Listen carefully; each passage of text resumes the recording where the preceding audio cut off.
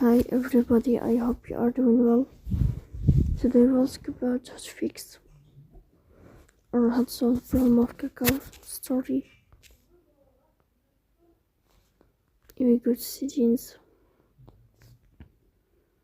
Here we click on apps, default apps, app settings. Or above here we search about KakaoStory. Then we click on first stop and we click OK. Then we will enter to storage. Here we click on clear cache. Then here you turn on your airplane mode and you turn off your airplane mode again to fix that problem. So that's all. Don't forget to support us by like and subscribe.